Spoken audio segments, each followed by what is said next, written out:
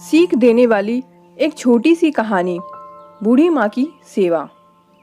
कल बाजार में फल खरीदने गया तो देखा कि एक फल की रेहड़ी की छत से एक छोटा सा बोर्ड लटक रहा था। उस पर मोटे अक्षरों से लिखा हुआ था, घर में कोई नहीं है, मेरी बूढ़ी माँ बीमार है।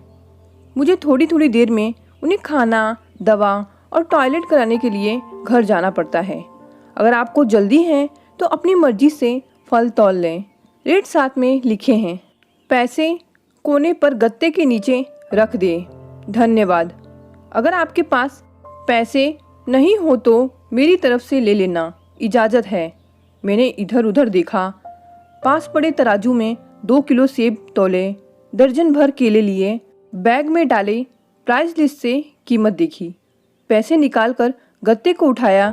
वहाँ 100, 50 और 10-10 के नोट पड़े थे। मैंने भी पैसे उसमें रख कर उसे ढक दिया। बैग उठाया और अपने फ्लैट पे आ गया। रात को खाना खाने के बाद मैं उधर से निकला तो देखा एक कमज़ोर सा आदमी, दाढ़ी आधी काली आधी सफ़ेद, मैले से कुर्ते पजामे में रेहड़ी को धक्का लगाकर बस जाने ही वाला था। वो मुझे देखकर मुस्कुराया और बोला, साहब फल तो ख़त्म हो गए। उसका नाम पूछा तो बोला, सीताराम। फिर हम सामने वाले ढाबे पर बैठ गए। चाय आई। वो कहने लगा, पिछले 3 साल से मेरी माता बिस्तर पर है, कुछ पागल सी भी हो गई है और अब तो फालिज भी हो गया है। मेरी कोई संतान नहीं है, बीवी मर गई है, सिर्फ मैं हूँ और मेरी माँ। माँ की देखभाल करने वाला कोई नहीं है, इसलिए मुझे ही हर वक्त माँ का ख्याल रखना पड़ता है। एक दिन मैंने माँ के पाँव दबाते हुए बड़ी नरमी से कहा, माँ तेरी सेवा करने का तो बड़ा जी चाहता है, पर जेब खाली है और तू मुझे कमरे से बाहर निकलने नहीं देती है। कहती है तू जाता है तो जी घबराने लगता है। तू ही बता मैं क्या करूं, न मेरे पास कोई जमा पूंजी है। यह सुनकर माँ ने हाफते कांपते उठने की कोशिश की। मैंने तकिया की टेक लगाई। उन्होंने झुर्रियों वाला चेहरा उठाया, अपने कमज़ोर हाथों को ऊपर उठाया, मन ही मन राम जी की स्तुति की। फिर बोली, तू रेहड़ी वहीं छोड़ आया कर। हमारी किस्मत का हमें जो कुछ भी है इसी कमरे में बैठकर मिलेगा। मैंने कहा, माँ क्या बात करती हो, वहाँ छोड़ आऊँगा तो कोई चोर उचक्का सब कुछ ले जाएगा।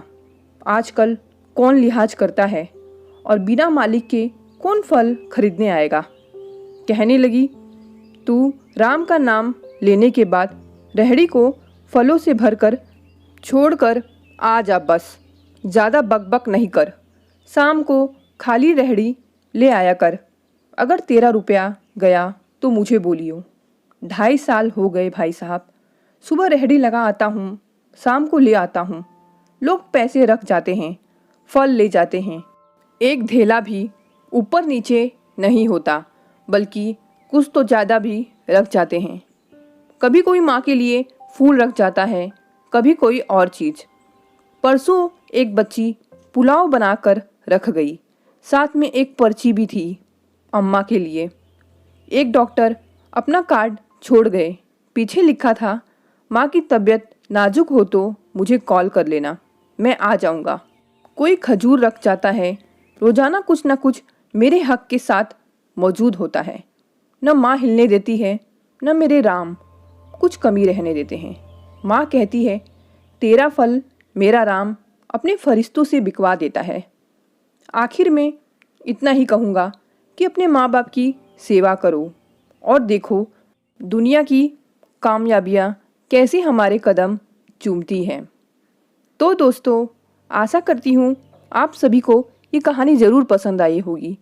कहानी तो यह छोटी थी, मगर सीख ये बड़ी दे गई। आप ऐसी और भी कहानियाँ चैनल में देख सकते हैं।